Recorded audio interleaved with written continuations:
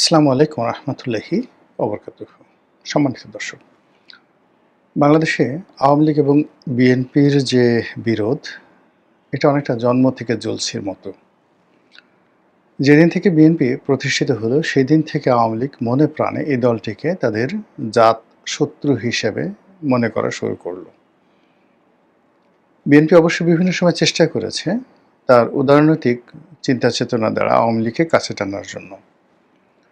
শহীদ president Ziaur Rahman এবং তার যারা আপনজন সবাই মনে করেন বা দাবি করেন যে বিএনপি না হলে আওয়ামী লীগ রিভাইভ করতো না বা সারভাইভ করতো না। এ কারণে বঙ্গবন্ধু বাকশাল প্রতিষ্ঠার মাধ্যমে যে আওয়ামী লীগের বিলুপ্তি ঘটিয়েছিলেন এবং পরবর্তীতে তার নির্মম হত্যাকাণ্ডের পর আওয়ামী লীগের যে রাজনীতি এবং বাকশালের যে রাজনীতি, সংগঠন হিসেবে রাজনীতির মতাদর্শ হিসেবে দুটোই সেখানে বলতে গেলে কবর রচনা করা হয়ে গিয়েছিল। তো সেই জায়গা থেকে বহুদলীয় গণতন্ত্র চালু করেছিলেন জিয়াউর রহমান, এই কথা বিএনপির লোকজন বলেন।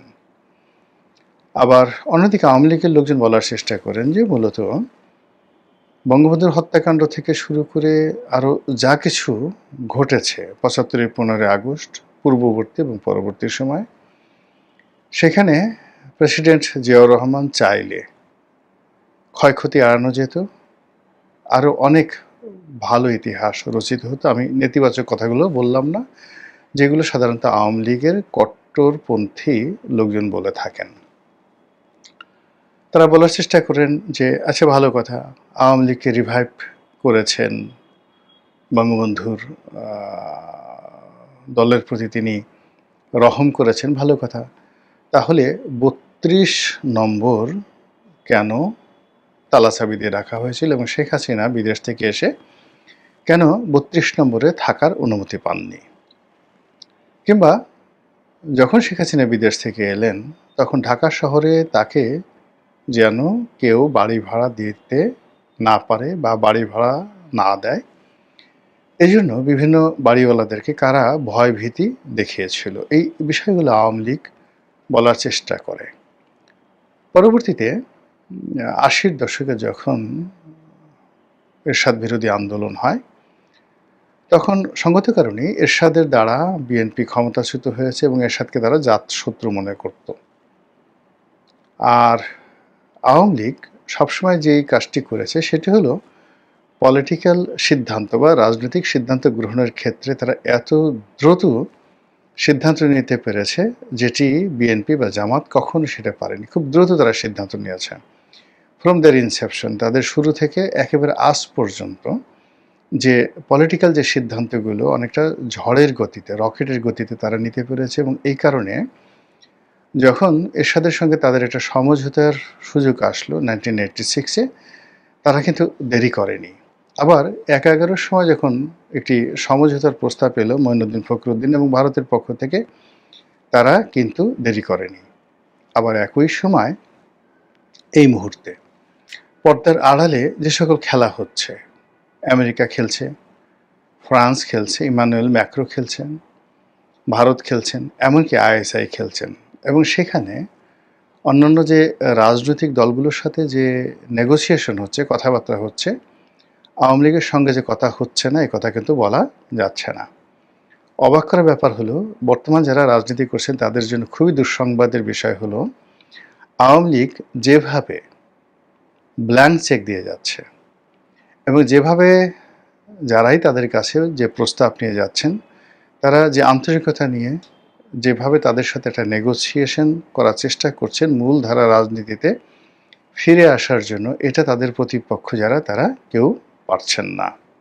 এটা হলো রিয়ালিটি। এখন যেটা আজকের শিরোনাম, সে শিরোনামটা হলো যে প্রথম দিন থেকেই আওয়ামী লীগের সঙ্গে বিএনপি রাজনৈতিক বিরোধ, বঙ্গবন্ধুর সঙ্গে জিয়াউর রহমানের যে তুলনা, এই তুলনাটি বিএনপি যারা লোকজন তারা কেন করেন তারা ভালো জানেন। তারা বিএনপিকে বা শেখ মুজিবুর রহমানের সমপর্যায়ে প্রেসিডেন্ট জিয়াউর রহমানকে যে স্থান দিতে চান, এটা কোনো অবস্থাতেই আওয়ামী লীগের লোকজন মেনে নিতে পারে না। তারা এটা শোনার সঙ্গে সঙ্গে তেলে বেগুনে জ্বলে ওঠে। অসহ্য এবং অস্বাভাবিক বেদনা এবং কষ্টে তারা ছটফট করতে থাকে। তো এরকম যখন একটা অবস্থা তৈরি হয় বা পরিস্থিতির সৃষ্টি হয়, ঠিক সেই সময়টিতে আবার আওয়ামী লীগের লোকজন শহীদ প্রেসিডেন্ট জিয়াউর রহমানকে নিয়ে, বেগম জিয়াকে নিয়ে, তারেক জিয়াকে নিয়ে এবং বিএনপির দলকে নিয়ে যে সকল ন্যারেটিভ, যে সকল বক্তব্য বা বয়ান তারা সমাজে ইতিমধ্যে চালু করে ফেলেছে, এগুলো শুনলে যে কোনো মানুষেরই মেজাজ গরম হয়ে যাবে। এর মধ্যে অশ্লীলতা আছে, এর মধ্যে কুটচাল আছে, এর মধ্যে নানা রকম মিথ্যা তথ্য আছে, সত্যও আছে। সব মিলিয়ে একটা জগা খিচুড়ি তৈরি করে আওয়ামী লীগের যারা লোকজন তারাও মাইক হাতে মঞ্চে দাঁড়িয়ে পুরো বিএনপির বিরুদ্ধে যে কথাগুলো তারা বলে থাকে, তার ফলে বিএনপি এবং আওয়ামী লীগের মধ্যে একটা নদী তৈরি হয়ে গেছে, যেটিকে আপনি বলতে পারেন বিষের নদী, এ রিভার অফ পয়জন, বিষের নদী। এবং সেটা যেন তেন বিষ নয়, যেমন সাপের বিষ। তো সাপের বিষ খুব বিষাক্ত, কিন্তু দুর্গন্ধ ছড়ায় না।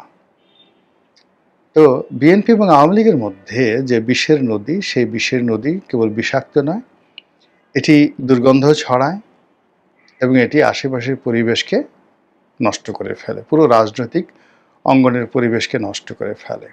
আর নষ্ট করে ফেলার ফলে এই যে বিষের নদীর দুই তীরে, এক তীরে আওয়ামী লীগ আর এক তীরে বিএনপি, সেখানে যারা বসবাস করেন তাদের মন, চিন্তা, চেতনা পরস্পরের জন্য বিষাক্ত হয়ে থাকে, উগ্র হয়ে থাকে। সময়ের প্রয়োজনে তাদের মধ্যে হয়তো বন্ধুত্ব হয়, কিন্তু সেটা খুব ক্ষণস্থায়ী। আমরা সেই ৭৫ থেকে শুরু করে আজ অবধি বিএনপির সঙ্গে, বিএনপি নেতৃবৃন্দের সঙ্গে মাঝে মধ্যেই সখ্যতা দেখেছি, তাদের হাসি মুখ দেখেছি, কিন্তু এটা ২৪ ঘন্টার বেশি টিকেনি। কিন্তু দীর্ঘমেয়াদে যেটি হয়েছে সেটি হলো তাদের মধ্যে শত্রুতা প্রবল থেকে প্রবলতর হয়েছে এবং এটি ক্রমশ বাড়ছে। যখন বিপ্লব হলো, বিপ্লবের পরে সবাই আশা করেছিল যে একটা নতুন পরিবেশ আসবে, সেই পরিবেশে আওয়ামী লীগ অবনত হবে, আওয়ামী লীগ অনুশোচনা অনুভব করবে, অবনত হয়ে তারা অনেকের সঙ্গে সন্ধি এবং বন্ধুত্ব করার জন্য তদবির করার চেষ্টা করবে। কিন্তু ওই যে তাদের সাবেক মন মানসিকতার কারণে তারা অতীতের যে কোনো সময়ের চাইতে উগ্র, প্রতিহিংসা পরায়ণ এবং আগামী দিনে আরও বেশি করে শক্তিমত্তা অর্জন করে অতীতে যে কাজগুলো করেছে ওই কাজগুলো আরও শক্ত হাতে, দৃঢ় হাতে, দক্ষতার সাথে করার জন্য তারা রীতিমতো জিদ ধরে বসে আছে। এবং তারা ঘাড় শক্ত করে, চোয়াল শক্ত করে যেভাবে বসে আছে, তা প্রতিপক্ষের জন্য রীতিমতো মরণ কামড়। আপনারা জানেন যে পৃথিবীতে যত প্রাণী আছে, তো সেই সকল প্রাণীর মধ্যে সবচেয়ে শক্ত চোয়াল সেটা হলো কচ্ছপ। কচ্ছপ যদি আপনাকে কামড় দেয়, আপনি কখনো ছোটাতে পারবেন না, ওর গলা কেটে ফেলতে হবে কেঁচি দিয়ে। এখন আওয়ামী লীগ এবং বিএনপির মধ্যে যে বিষক্রিয়া চলছে, সেই বিষক্রিয়ার ফলে উভয় পক্ষের যারা ভুক্তভোগী তারা পরস্পরকে কামড় দেওয়ার জন্য নিজেদের চোয়াল এতটা শক্ত করে রেখেছে যে ওই কচ্ছপের মতো বা কচ্ছপের চেয়ে বেশি তাদের গলা কেটে ফেলতে পারেন, কিন্তু কোনো অবস্থাতেই তারা যে কামড় দেবে সেই কামড় থেকে আপনি রক্ষা পাবেন না। আওয়ামী লীগ কামড়িয়েছে যখন তারা ক্ষমতায় ছিল, আর এখন বিএনপি কামড়াচ্ছে, যেহেতু তারা ক্ষমতায় আসছে অথবা আছে, অথবা একটা সুন্দর সুযোগ তাদের রয়েছে। এর ফলে কি হলো, ওই অতীতের যে কামড়াকামড়ি, অতীতের যে সম্পদ নিয়ে টানাটানি, পদপদবি নিয়ে টানাটানি, দখল, চাঁদাবাজি, যা কিছু নিয়ে যে প্রতিযোগিতা, এটা এখন এমন একটা পর্যায়ে চলে গেছে, এটি এখন একপাক্ষিক হয়ে গেছে। আওয়ামী লীগের জামানাতে বিএনপি কিছুটা হলেও সুযোগ সুবিধা পেত, কিছু ব্যবসা বাণিজ্য তারা নীরবে নিভৃতে করত, আওয়ামী লীগের লোকের সঙ্গে নেগোসিয়েশন করে তারা করত, তারা নিজেদের অস্তিত্ব তারা বজায় রেখেছিল গত ১৫টি বছর ধরে। কিন্তু গত ১ বছরে বিএনপি এমনভাবে পুরো যেখানে স্বার্থ আছে সেখানে তারা এমন সংঘাত তৈরি করেছে যে আওয়ামী লীগ সেখানে মানে আশা তো দূরের কথা, উকি-ঝুঁকি দেবে এইরকম দুঃসাহস আওয়ামী লীগের নেই। ফলে উভয়ের মধ্যে যে বিভেদ, বিসংবাদ, বিষের নদী, এটি এখন এক ভয়াল পদ্মা নদীতে রূপান্তরিত হয়েছে। তো যখন এরকম একটা ঘটনা ঘটে, আপনি ধরুন পদ্মার তীর ভাঙে, তো সেখানে সেই পদ্মা নদীতে বিলীন হয়ে যাওয়া জমি কেনার জন্যও কিন্তু কাস্টমারের অভাব হয় না। ধরুন ১ বিঘা জমির দাম ২ লাখ টাকা, কিন্তু যে লোকের জমি পদ্মায় ভেঙে গেছে, সেই জমি আপনি ৫,০০০, ৬,০০০ টাকা করে বিঘা কিনে আপনি দলিল করে রাখলেন।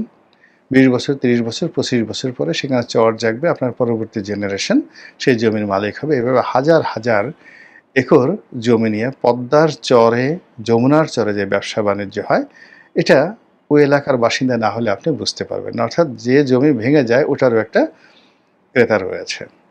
পদ্মার পাড়ে মসজিদ থাকে, মন্দির থাকে, বাড়ি থাকে, ঘর থাকে, গাছ থাকে, পালা থাকে, সেগুলো ভেঙে যায়। সেগুলো কেনার জন্য কাস্টমার রয়েছে। তো কাজেই আওয়ামী লীগ এবং বিএনপির মধ্যে যে বিভেদ, বিসংবাদ, প্রতিহিংসা, জিঘাংসা যা কিছু চলছে, এগুলোকে নিয়ে ব্যবসা বাণিজ্য করারও লোক আছে এবং সেই লোক অনেক অনেক দক্ষ। এই মুহূর্তে যারা আওয়ামী লীগ এবং বিএনপির এই বিরোধকে নিয়ে যারা ব্যবসা করতে চাচ্ছেন বা করছেন, যারা লাভবান হওয়ার চেষ্টা করছেন, তাদের মধ্যে সব দিক থেকে এগিয়ে আছে জামায়াত ইসলামী বাংলাদেশ। তো আপাত দৃষ্টিতে জামাতকে যখনই আপনি ক্যালকুলেশন করতে যাচ্ছেন, সঙ্গে আপনি সেখানে এনসিপিকে পাবেন, ডক্টর মোহাম্মদ ইউনূসকে পাবেন, রাষ্ট্রশক্তিকে পাবেন, তারপরে সেখানে আপনি চরমোনাইকে পাবেন, অন্যান্য ইসলামী দলগুলো পাবেন এবং গোপনে আরেকটি সন্দেহ, নাম, অবিশ্বাস সেটাও পেয়ে যাবেন। তা হলো তলে তলে ভারতের সঙ্গে আওয়ামী লীগের সঙ্গে জামাতের একটা যোগাযোগ চলছে। হয়তো না, হয়তো একেবারে অসম্ভব, কিন্তু এই যে প্রচারণা চলছে, এটা রাজনৈতিকভাবে জামাতের যে আত্মবিশ্বাস যে পর্যায়ে নিয়ে যাচ্ছে, তার বিপরীতে বিএনপি ক্রমশ যেভাবে একা একা রাজনীতি করছে, যেভাবে একাকী হয়ে পড়েছে এবং যেভাবে মানে জামাতের যে কোনো ন্যারেটিভের বিরুদ্ধে তারা কোনো ন্যারেটিভ দাঁড় করাতে পারছে না, তাতে করে এখন যেভাবে মানুষ রাজনীতির হিসাব করছে, ৩ মাস আগে কিন্তু এভাবে হিসাব ছিল না। আর আগামী ৩ মাস পরে এইভাবে যদি চলতে থাকে, তাহলে হিসাবটা এমনভাবে পরিবর্তন হবে আপনি আমি কল্পনাও করতে পারছি না। মহান আল্লাহ আমাদের সবাইকে হেদায়েত দান করুন এবং হেফাজত করুন। আসসালামু আলাইকুম ওয়া রাহমাতুল্লাহি ওয়া বারাকাতুহু।